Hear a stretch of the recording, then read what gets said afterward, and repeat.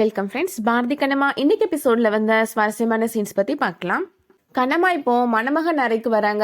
அவங்களுக்கு ஸ்வீட்டுக்கு செய்யறதுக்கு தேவையான பொருட்கள்லாம் எடுக்கிறதுக்காக வராங்க. அந்த ரூம்குள்ள தான் இப்போ பாண்டி உட்காந்துட்டு இருக்கிறாரு. கண்ணம்மா உள்ள வரதை பார்த்த உடனே உள்ள பாத்ரூம்குள்ள போய் ஒளிஞ்சுக்கிறாரு. கண்ணம்மா தேடி கண்டுபிடிச்சு இப்போ அவங்களுக்கு தேவையான பொருளை எடுத்துட்டு ரூமை விட்டு வெளியில வராங்க. ரூமுக்கு வெளியில ஒரு 4-5 பேர் உட்காந்துட்டு இருக்கிறாங்க. இந்த பொண்ணு என்ன இந்த ரூம்ல இருந்து வரா அப்படின்னு பேசிக்கிறாங்க. சமையல் பண்றதுக்கு இந்த பொண்ணு வந்திருக்கிறா அப்படின்னு ஒருத்தர் சொல்றாரு. கண்ணம்மா போனதுக்கு அப்புறம் கொஞ்ச நேரம் கழிச்சு அந்த ரூம்ல இருந்து பாண்டி வெளியில வராரு. ஷர்ட்டெல்லாம் கலட்டிட்டு வெளியில வராரு.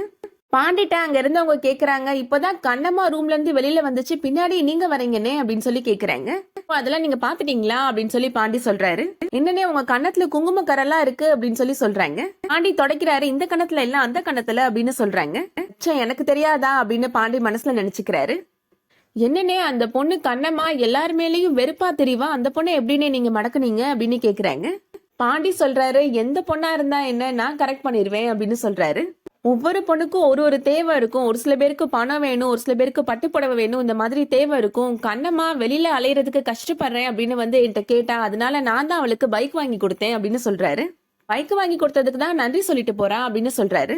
நீங்க இங்க பார்த்த விஷயத்த ஊருக்குள்ளெல்லாம் சொல்லிடாதீங்க அப்படின்னு சொல்லிட்டு போறாரு பாண்டி. அங்க இருந்தவங்க பேசிக்கிறாங்க, இந்த பொண்ணோட புருஷன் என்னன்னா வாழ்ந்தா இந்த பொண்ணு கூட தான் வாழ்வேன்னு இந்த ஊர்ல கஷ்டப்பட்டுட்டு இருக்கிறாரு அப்படின்னு சொல்றாங்க. இந்த பொண்ணு என்னன்னா ஒரு பைக் வாங்கி கொடுத்ததுக்கு பாண்டியன் எனக்கு போய் நன்றி கடன் செஞ்சுட்டு போறா அப்படின்னு பேசுறாங்க.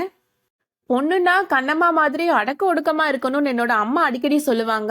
அவங்ககிட்ட போய் இந்த பொண்ணோட லட்சணத்தை பத்தி சொல்லணும் அப்படின்னு அங்க இருக்கிற ஒருத்தர் சொல்றாரு. அந்த மண்டபத்துல இருந்தவங்க கண்ணம்மா பாண்டிய பத்தி தப்பா பேச ஆரம்பிக்கிறாங்க. ஊர் மக்கள் எல்லாருக்குமே அந்த விஷயம் பரவிடுது. தாமரை ரேஷன் கடையில நின்றுட்டு இருக்கிறாங்க. அந்த வழியா கண்ணம்மா பைக்ல போறாங்க. யாரடி இந்த பொண்ணு பைக்ல போறா அப்படின்னு அங்க இருக்கிற ஒரு லேடி கேக்குறாங்க. இன்னொரு லேடி சொல்றாங்க, ஏன் உனக்கு கண்ணு தெரியாதா, நம்ம ஊருக்கு புதுசா வந்திருக்க கண்ணம்மா அது அப்படின்னு சொல்றாங்க. பரவாயில்லையே, சீக்கிரமா உழைச்சி சம்பாதிச்சு பைக் வாங்கிட்டாலே அப்படின்னு சொல்றாங்க. அதுக்கு அந்த இன்னொரு லேடி சொல்றாங்க, அவ உழைச்சி சம்பாதிச்சு வாங்கினான்னு மட்டும் சொல்லாத, அவ எப்படி வாங்கினான்றது உனக்கு தெரியுமா அப்படின்னு சொல்லி கேக்குறாங்க. நாட்டாமை மகன் செல்லப்பாண்டியோட புது செட்டப் இந்த கண்ணம்மா தான் அப்படின்னு சொல்றாங்க. அதை கேட்ட உடனே தாமரை சண்டைக்கு போறாங்க. என்னோட தங்கச்சியை பத்தி தப்பா பேசாதீங்க அப்படின்னு சொல்றாங்க.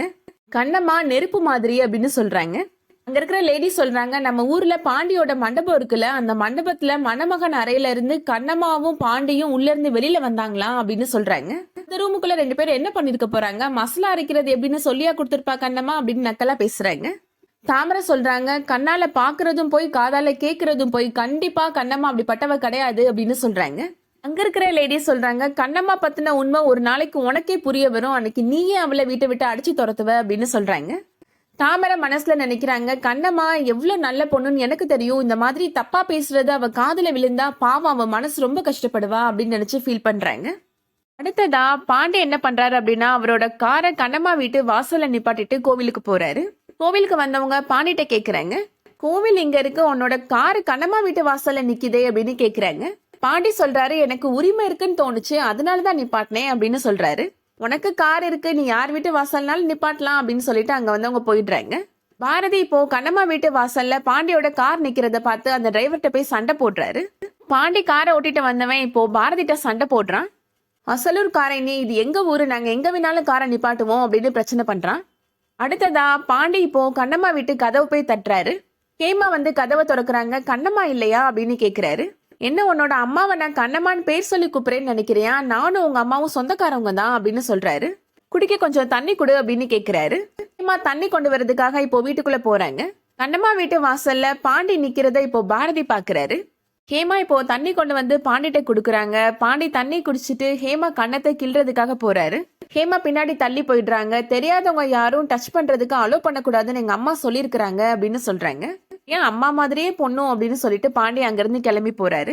பாண்டிய பார்த்த உடனே இப்போ பாரதி கோபப்படுறாரு. கணபதி பாரதிட்ட சொல்றாரு, அவங்க எல்லாம் வேலை வெட்டி இல்லாத வெட்டி பசங்க, உங்க ரேஞ்சுக்கு அவங்க கூட நீங்க போய் பேசவே கூடாது டாக்டர் அப்படின்னு சொல்றாரு. கண்ணம்மா இப்போ மசாலா பொடியெல்லாம் அந்த கடைகளுக்கு குடுக்கறதுக்காக போறாங்க. கண்ணம்மாட்ட கடைக்காரங்க வேணான்னு சொல்லிடுறாங்க.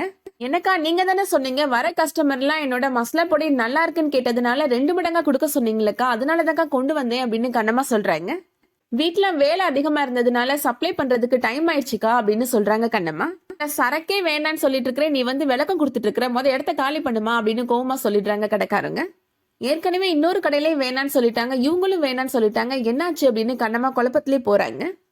பாண்டியோட ஃப்ரெண்ட்ஸ் சொல்றாங்க, உன்னையும் கண்ணம்மாவையும் பத்தி நம்ம குரூப்ல கூட மெசேஜ் போட்டாங்கப்பா அப்படின்னு சொல்றாங்க. நீ நினைச்ச மாதிரியே கண்ணம்மாவை அசிங்கப்படுத்திட்ட பாண்டி அப்படின்னு சொல்றாங்க. எப்படி கண்ணம்மா இந்த ஊருக்கு பொழைக்க வந்தாலும் அதே மாதிரி பெட்டி படுக்கையை கட்டிட்டு ஊரை விட்டே போயிருவா அப்படின்னு சொல்றாங்க. அவ்வளவு சீக்கிரமாலாம் நான் கண்ணம்மாவை போக விட மாட்டேன் அப்படின்னு பாண்டி சொல்றாரு. கண்ணம்மாவை பத்தி வதந்தி பரப்புறதோட நான் விட மாட்டேன், அதை உண்மையாக்கி காட்டுவேன் அப்படின்னு சொல்றாரு.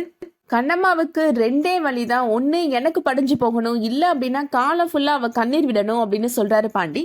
உன்னோட ஸ்டைலே தனிதான் பாண்டி அப்படின்னு அங்க இருக்கிற ஃப்ரெண்ட்ஸ் சொல்றாங்க. அதோட இன்னைக்கான எபிசோட் முடியுது. இந்த வீடியோ உங்களுக்கு பிடிச்சிருந்துச்சுன்னா லைக் பண்ணிக்கோங்க. சீரியல் அப்டேட்ஸ்க்கு நம்ம சேனலை சப்ஸ்கிரைப் பண்ணிக்கோங்க. தேங்க்ஸ் ஃபார் வாட்சிங்.